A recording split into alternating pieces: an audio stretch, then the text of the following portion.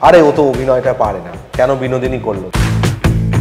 দেবকে আমাকে হিপনোটাইজ করতে হয় না, সে আমার মনের কথাটা সে ঠিক বুঝে যায়। যখন একটা সময় শুরু করেছিল আরে দেব আছে তাই, দেব আছে তাই, ডিসিপ্লিন ছিল, কিন্তু ডিটারমিনেশন যদি জীবনে আমি কারোর থেকে শিখে থাকি সেটা কিন্তু দেব। সেই ভালো লাগাটা যতদিন থাকবে ততদিন এই ট্রানজ্যাকশন ভালো লাগা এবং ভালোবাসা।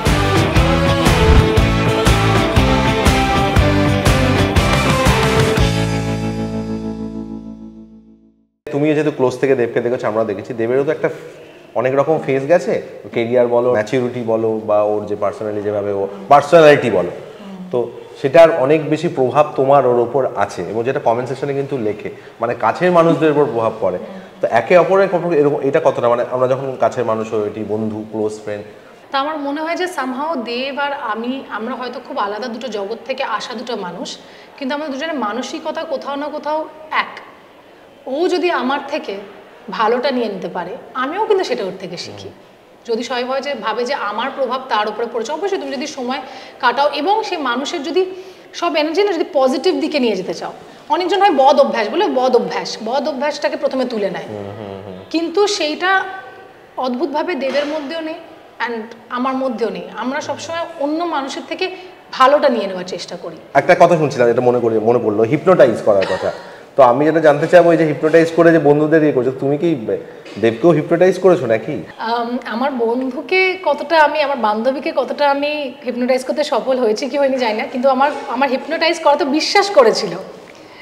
এবং দেবকে আমাকে হিপনোটাইজ করতে হয় না, সে আমার মনের কথাটা সে ঠিক বুঝে যায়। তো তাকে আমাকে ভুলিয়ে ভালিয়ে কিছু কোনোদিনও বোঝাতে হয় না। হয়তো আমার মনে কি আছে বা আমার ভেতরে কি আছে, আমার অন্তরে কি আছে, আমার আগে হয়তো সেই মানুষটাই বুঝে যায়।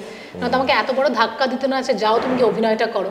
কারণ হয়তো সেই মানুষটা জানতো যে দর্শককে যদি হিপনোটাইজ করতে পারি এবং বিশ্বাস করতে পারি একটা নতুন জগতের কথায়, সেটা হয়তো আমি পারবো। ও আমাকে শিখিয়েছে যে মেন্টালি স্ট্রং হওয়া।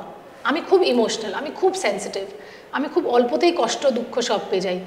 এই যে শক্ত হওয়া, এই যে তুমি পারবে, আমি ভাবতাম যে আমি অনেক কিছু করতে পারি, কিন্তু টু বি ডিটারমাইন্ড, ডিসিপ্লিন ছিল, কিন্তু ডিটারমিনেশন যদি জীবনে আমি কারোর থেকে শিখে থাকি সেটা কিন্তু দেব। সো শুধু অবশ্যই একে অপরের থেকে আমাদের একটা শেখা আছে, একে অপরের থেকে একটা ভালো কিছু নেওয়া আছে, কিন্তু আর এন্ড অফ দ্য ডে সব থেকে ইম্পর্টেন্ট যেটা, যে একে অপরের প্রতি একটা ভালো লাগা। সেই ভালো লাগাটা যতদিন থাকবে ততদিন এই ট্রানজ্যাকশন ভালো লাগা এবং ভালোবাসা, ভালোবাসি না বলেও ভালোবাসা যায় দেবপ্রিয়।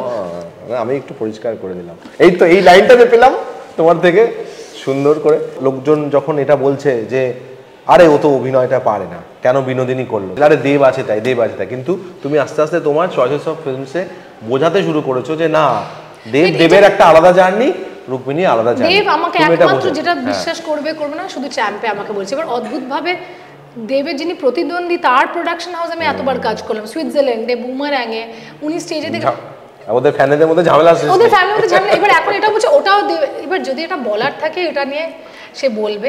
আমি জানি আমি ভালো অভিনেত্রী, আমি খুবই ভালো অভিনেত্রী। আমি যেটা কবিরে করেছি 1 বছরের মাথায়, আমি যেটা ককপিটে করেছি 1 বছরের মাথায়, একদমই।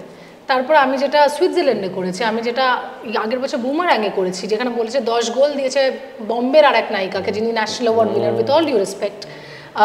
টেক্কায় যেটা আমি করেছি, জয় গোস্বামী নিজে ফোন করেছেন, সিএম আমায় নিজে দেখে ফোন করেছেন অভিনয়টা দেখে। তো আমি বুঝতে পারছি না কথাগুলো কোথা থেকে। আমার মনে হয় আমাকে একজন খুব সুন্দর কথা বলেছে সেদিনকে, সে আমার সাথে দেখা হয়েছে, বলছে আমি বিনোদিনীর ট্রেলার দেখলাম রুক্মিণী, অসাধারণ লাগলো আমার।